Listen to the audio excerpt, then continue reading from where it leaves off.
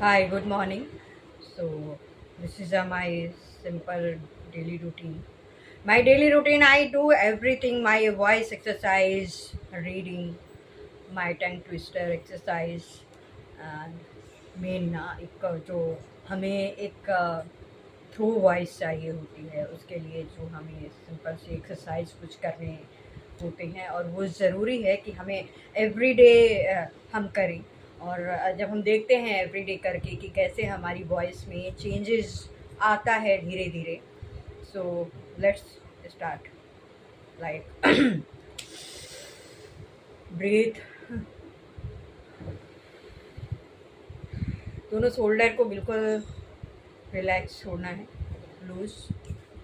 And जब हम breathe लेते हैं नोज से लंबे एंड डीप ब्रीथ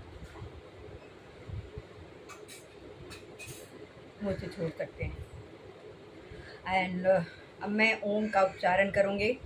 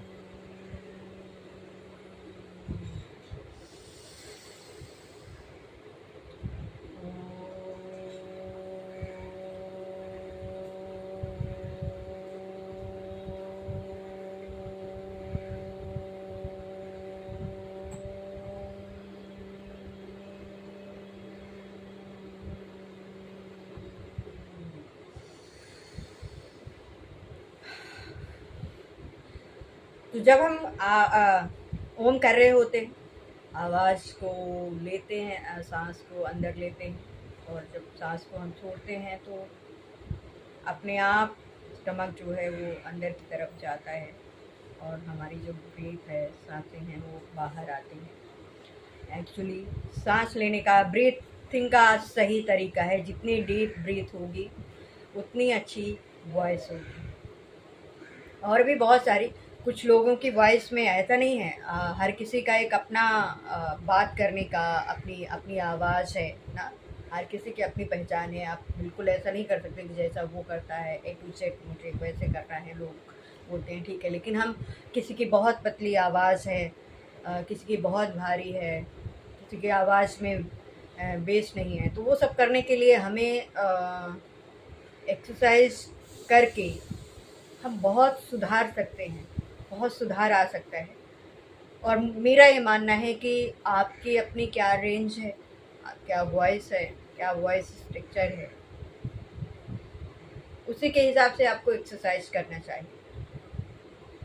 वॉइस में शार्पनेस हो, ठहराव हो, लोगों को जब आप बात करते हैं तो वो समझ में आए, वॉइस में एक फ्लो हो, तो इसके लिए एक्सरसाइज ज़रूरी है। लेकिन ये भी ध्यान देना ज़रूरी है कि आपकी आवाज़ कैसी है, पतली है, मोटी है, बहुत हैवी है।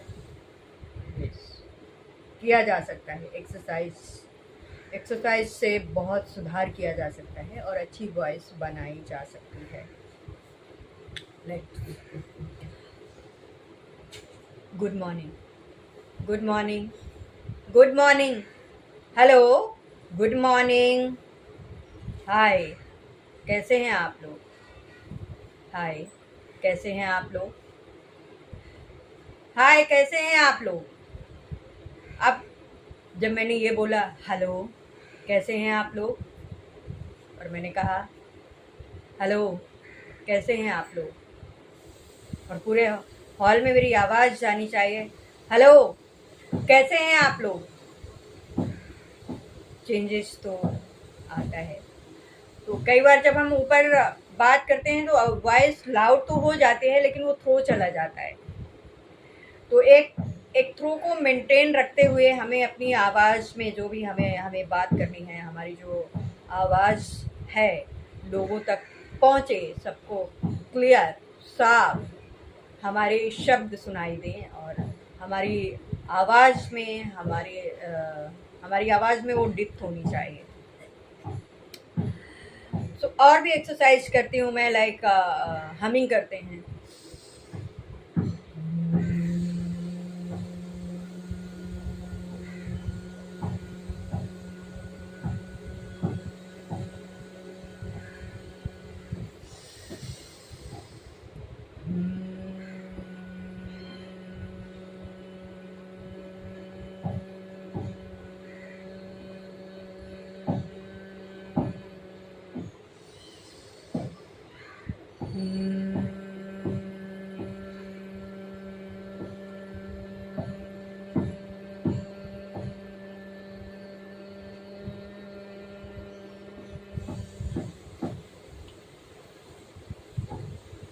और बहुत सारी एक्सरसाइज हैं वॉइस के लिए, लाइक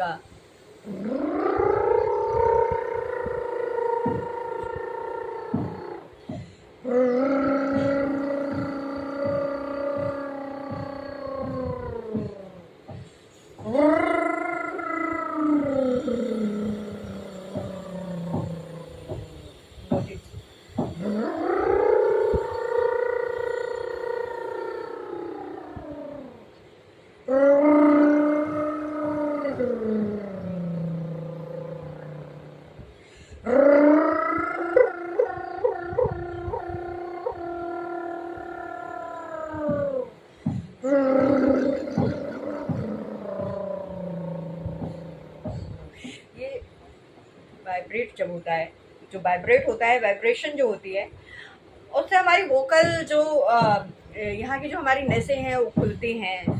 तो ये सब बहुत अच्छी एक्सरसाइज हैं अगर हम इन्हें एवरीडे करते हैं। और मैं करती हूँ ये इसका, क्योंकि हमारी टंग भी हमें शब्द भी क्लियर बोलने होते हैं, हमारे शब्द क्लियर आए और साफ साफ सुनाई दे, लोगों को समझ में आए, क्लियरिटी हो वॉइस में, हमारे शब्दों में।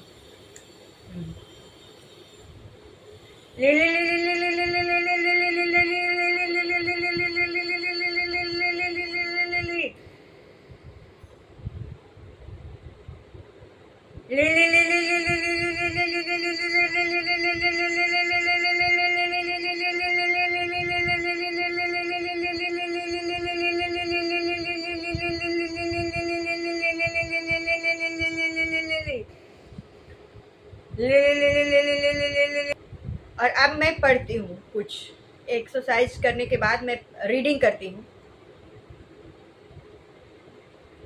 वो हमेशा नंगे पांव रहता था और पूरे साल एक ही पुराना लवादा उड़े रहता था। उसकी सहन शक्ति का पता इसी बात से चलता है कि वो ठंड के मौसम में भी नंगे पांव रहता था। उसके विचार में सद्गुण प्राप्त करने की अभिलाषा मनुष्य का चरम लक्ष्य हो सकती है। सुकरात उन विदंडवादियों, वाद विवाद और वक्पटुता के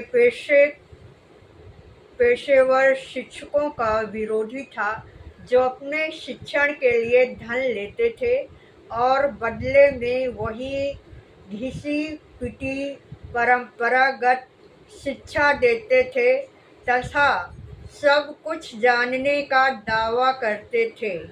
सुकरात का मानना था कि किसी को भी किसी दूसरे के विचारों को यूं ही स्वीकार नहीं कर लेना चाहिए, बल्कि हर विचार को आलोचनात्मक तर्क पर परखना चाहिए। सुकरात कहता है, आप जैसे बुद्धिमान व्यक्ति से भेंट होना वास्तव में बहुत ही सुंदर संयोग है, क्योंकि मैं इतना समझता हूँ कि ज्ञान क्या होता है मुझे कुछ पता नहीं है।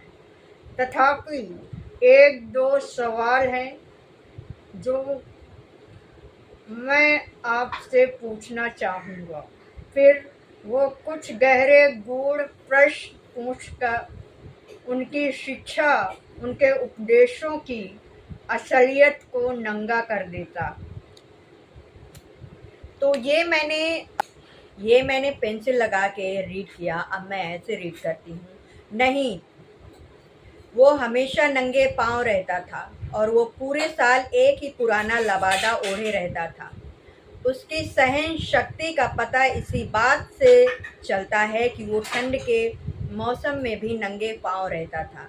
उसके विचार में सद्गुण प्राप्त करने की अभिलाषा मनुष्य का चरम लक्ष्य हो सकती है। सुकरात उन विदंडवादियों, वाद विवाद और वक्र कटुता के पेशेवर शिक्षकों का विरोधी था, जो अपने शिक्षण के लिए धन लेते थे और बदले में वही घिसी पिटी व परंपरागत शिक्षा देते थे तथा सब कुछ जानने का दावा करते थे। सुकरात का मानना था कि किसी को भी किसी दूसरे के विचारों को यूं ही स्वीकार नहीं कर लेना चाहिए, बल्कि हर विचार को आलोचनात्मक तर्क पर परखना चाहिए।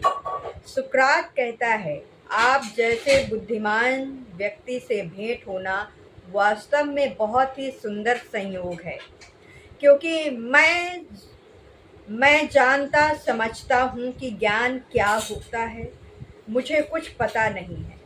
तथापि एक दो सवाल हैं जो मैं आपसे पूछना चाहूँगा। फिर वो कुछ गहरे गूढ़ प्रश्न पूछकर उनकी शिक्षा, उनके उपदेशों की असलियत को नंगा कर देता, उन्हें भ्रम, अनुपयोगी या खतरनाक बताता और उन्हें ऐसे लोकप्रिय विचारों को संज्ञा देता जो निर्मूल विचारधारा व अविवेकपूर्ण होते हैं। उसका मानना था कि गलत प्रश्न पूछने वालों या कोई भी प्रश्न न पूछने वालों के लिए उत्तरों का कोई महत्व नहीं होता है। तो ये रीडिंग एक्सरसाइज, वॉइस एक्सरसाइज, ये सारी एक्सरसाइज जो हमें रीडिंग में, हमें बोलने में, हमें आम बातचीत में भी बहुत मदद करती हैं। आज के लिए इतना ही। अपना ख्याल रखिए। दूसरे वीडियो में फिर हम वॉइस के बारे में और रीडिंग के बारे में बात करेंगे।